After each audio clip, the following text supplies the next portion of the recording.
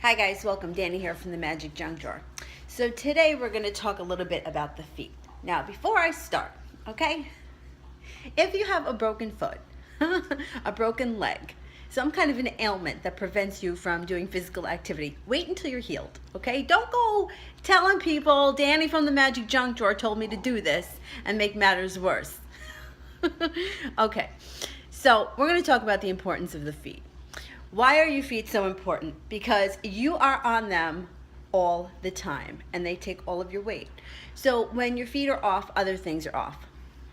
So this video was sort of a request from somebody. What can you do to stretch out your feet?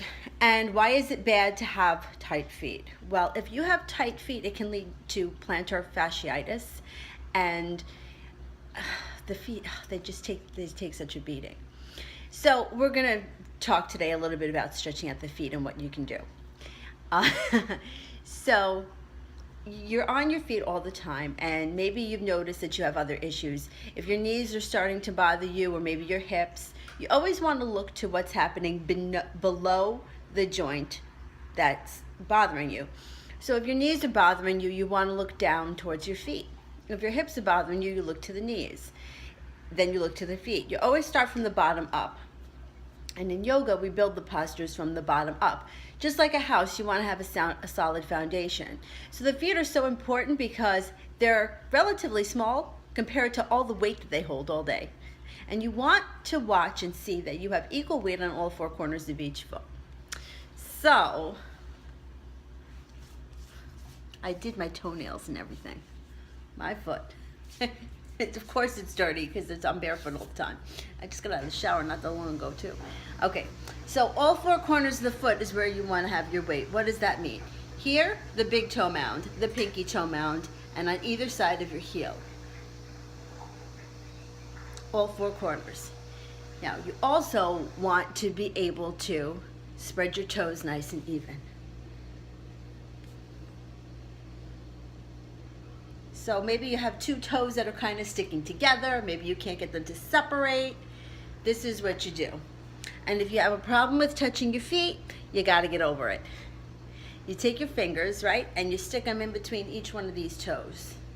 Just like that. And I'll show you. Hold on. Let me just get them in there. Okay? And then you're going to bend the foot this way, and you're going to bend it that way.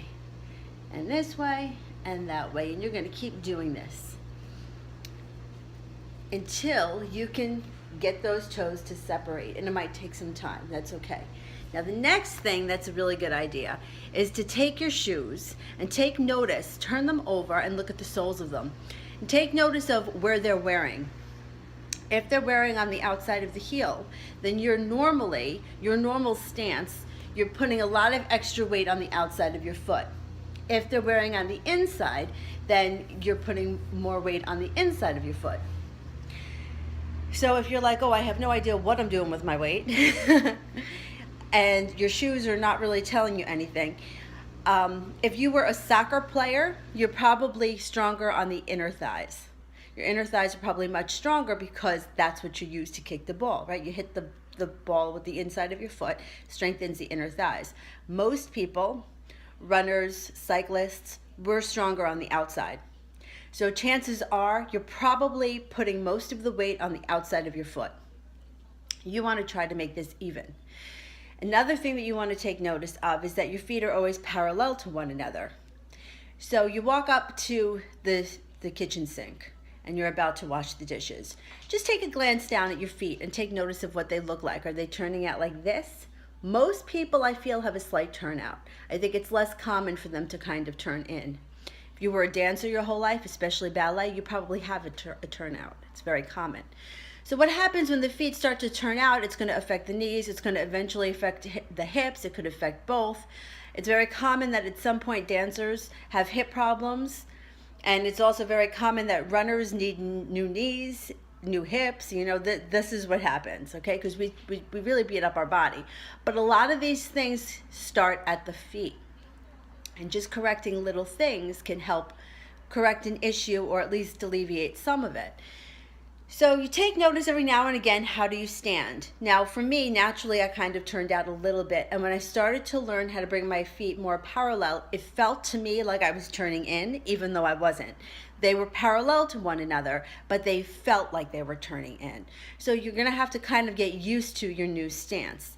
And you know what? It's like everything else, a little bit at a time. Nobody is perfect. We all have our little things, but you wanna try to correct these things a little bit.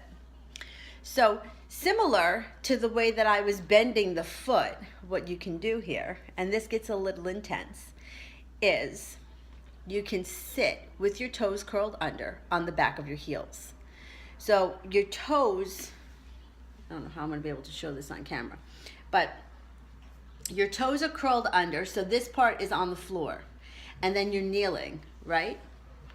I don't know if I can, you know what, let's see if I can, I'm going to try to do this on the chair. Hope I don't break my ass. We'll see what happens. Okay. All right, hang on. So I'm going to just move the camera. What goes on here in this house? Okay, bear with me.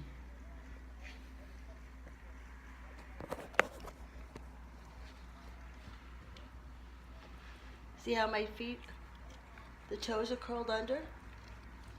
And I'm sitting on my heels.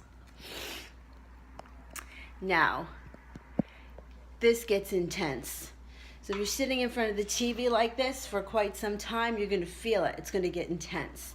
So you start off with maybe 30 seconds, maybe you work up to a minute, but you're going to get some stretch in the feet, and it's going to help to bring some flexibility in there.